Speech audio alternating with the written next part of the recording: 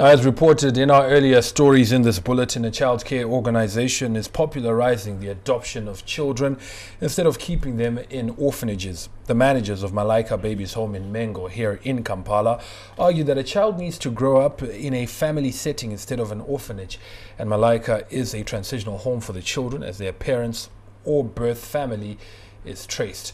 The phenomenon of child adoption is not very popular in Uganda, largely due to the legal technicalities involved and also the cultural barriers. Besides, in many African societies, a child is considered the property of the entire community, and when their biological parents die, the extended family can take over the care of that child. Now, joining me in the studios this evening is Barbra Aber. She will be explaining the benefits of child adoption and the processes involved. She is from Malaika Babies Home here in Mengo. Welcome to NTV 11, Barbra. Thank you, Farai.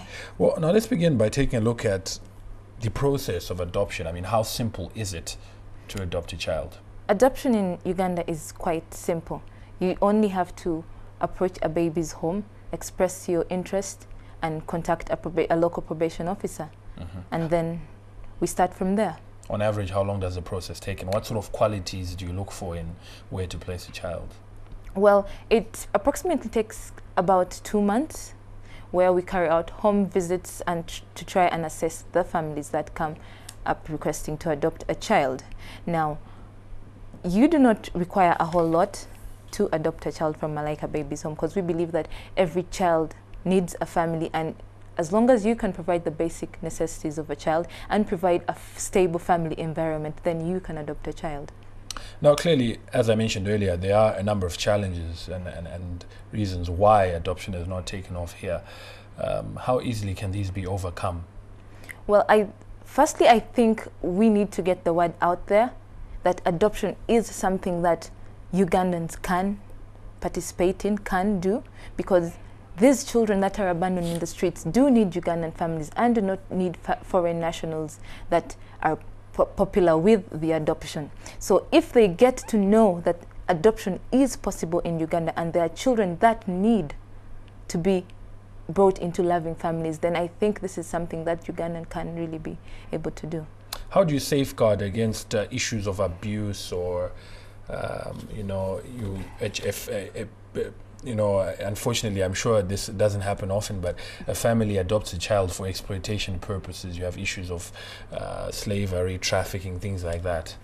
With adoption, there is always that risk that a child will be abused or maybe used for ungodly acts such as slavery.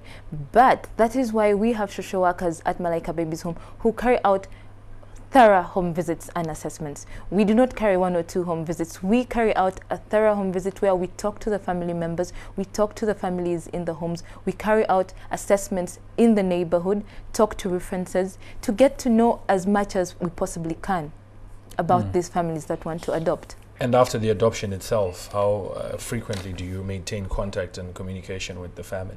Well, in Uganda, a family is expected to foster a child for a period of 3 years before the adoption order is granted. Now, within those 3 years, the social worker is required to carry out regular home visits just to check out on the child, to see if the family needs some kind of support, because adoption is not as simple as one may think.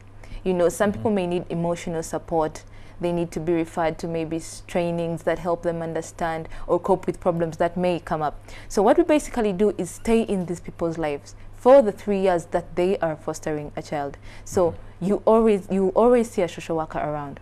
In 2 months, in 3 months, it can be 1 or 2 visits, but we make it as frequent as possible just to stay visible in the child's life and in the family, and just keep an eye on them.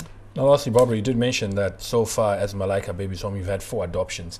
Would you also give us figures of maybe interest, other than in terms of numbers of interest that you've had, or maybe some people that you may have rejected, just so we get an indication of how the numbers of people who are willing to adopt are growing? Well, for Malaika Babies Home, we have recently started carrying out some campaigns and outreaches where we go to the churches and tell them about adoption. Now, after those outreaches, we have had actually a great number of people come in. you know, very many people have come in wanting to adopt, which made us realize that really people do want to help out. They just don't know how to. Okay. You know, so we have had so many people come in. We've only had 2 or 3 people that we've had to say, okay, we haven't really rejected them, but we've said, okay, we need to first sort out a few things with you. You know, try to work out the things that are perhaps hindering you from having a child with us. So we haven't really rejected that many people. And the ones that we are still putting on hold, we are working with them. Thank you very much, Barbara, for coming to join us. Very enlightening to have you here on NTV 11. Thank you for having me. I've been speaking to Barbra Aber. She is from Malaika Babies Home here in Mengo, and we've been talking about adoption of children as an option to having them raised in orphanages. Obviously, children require a full family setup to be able to grow the best in terms of a family setting and family upbringing. Time now to catch up with our weather forecast for tomorrow. Great. Thanks very much.